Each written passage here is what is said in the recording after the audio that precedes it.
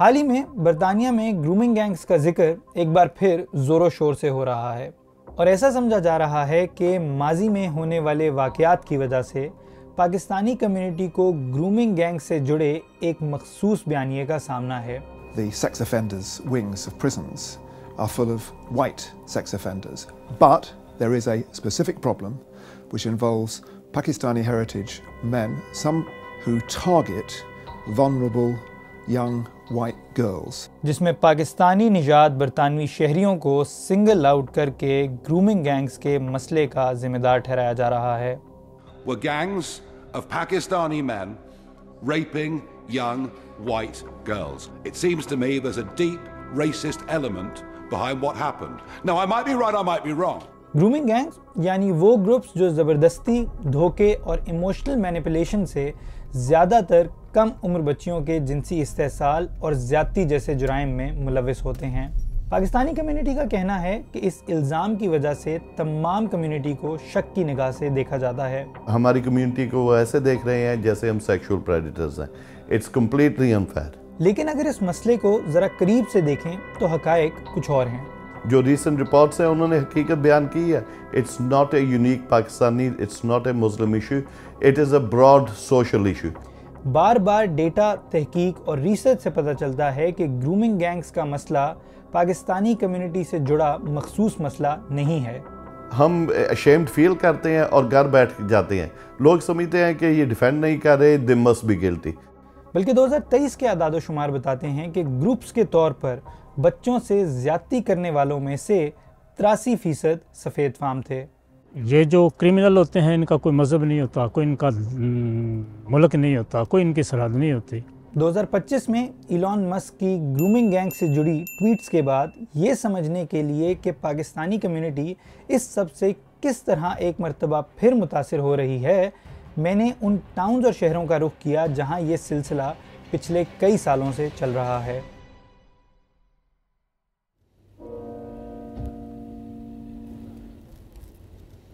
इस वक्त मैं मैनचेस्टर से 30 मिनट के फासले पर वाक़े रॉचडेल में मौजूद हूँ, जहाँ सैकड़ों पाकिस्तानी निजात बरतानवी शहरी कई दिहाइयों से रह रहे हैं। देखने में तो ये टाउन बहुत पुरअमन नजर आता है, लेकिन 2012 में ये ग्रूमिंग गैंग स्कैंडल का मरकज था।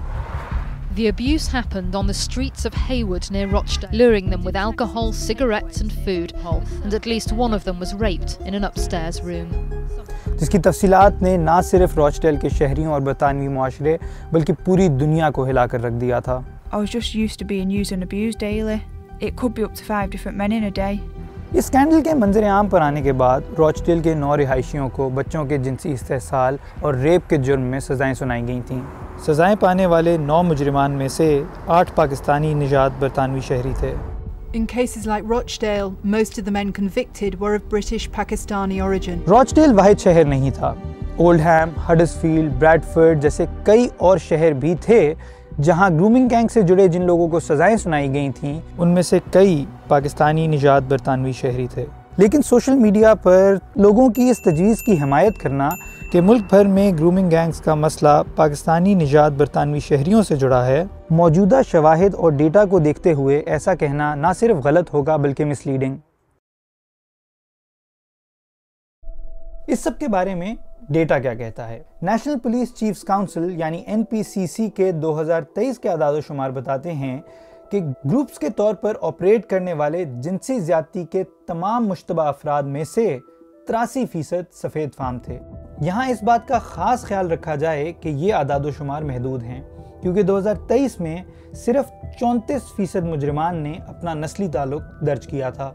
ये डेटा होने के बावजूद कई का कहना है कि पाकिस्तानी कम्युनिटी के बारे में एक गलत तासुर कायम हो गया है जो मुतस्सबाना रवैयों को हवा दे रहा है।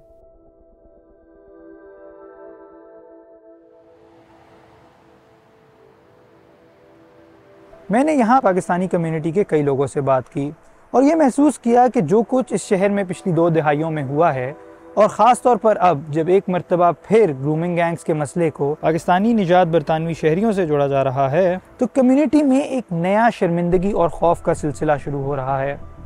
शेम हम आज भी फील कर रहे हैं। ये स्टिग्मा बहुत बड़ा है, लेकिन री स्टिग्मेटाइज इसे करना, री इशू इसे करना, it is worse this time. 15 साल के बाद फिर फोकस किया है, वो blame again and again after few years then raise again, वो जल्दी से उठ जाता है। फिर अब हमारे बच्चे बड़े हो गए हैं, उस वक्त छोटे थे, वो देखते हैं सोशल मीडिया और सारा कुछ, तो फैमिलीज भी अफेक्ट होती हैं, वो भी सोचते हैं कि why we are blamed.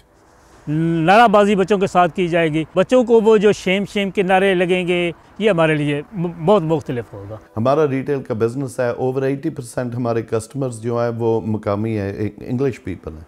They may not say it verbally, लेकिन we have to work hard for the sale, we have to justify our honesty, we have to justify कि हम 20 साल से कर रहे हैं, पहले नहीं हमें जस्टिफाई करना पड़ता है। अब कोई क्लाइंट टैक्सी के लिए बुक करेगा तो वो कहेगा जी मुझे एशियन नहीं चाहिए, तो ज़ाहिर इसमें हमें नुकसान होगा।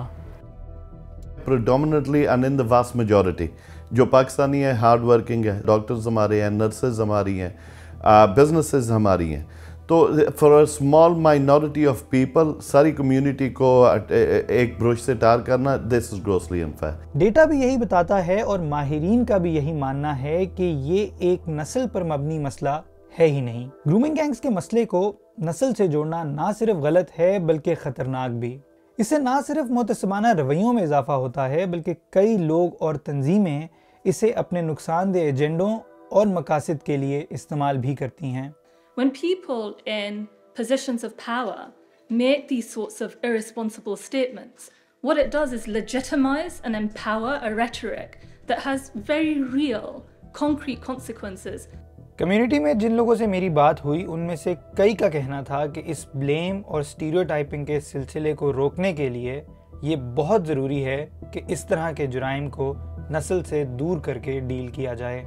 कि ये जो सिचुएशन चलती जा रही है 15 साल से, इसको कहीं ना कहीं स्टॉप होना चाहिए। नंबर 1, कोई भी बंदा हो उसको ये डील करें कि ये कम्युनिटी का बंदा है इसलिए हुआ है, नहीं, इसको डील करना चाहिए कि ये इस मुल्क में हुआ और ये इसको प्रोसिक्यूट करना चाहिए, सिंपल इज दैट।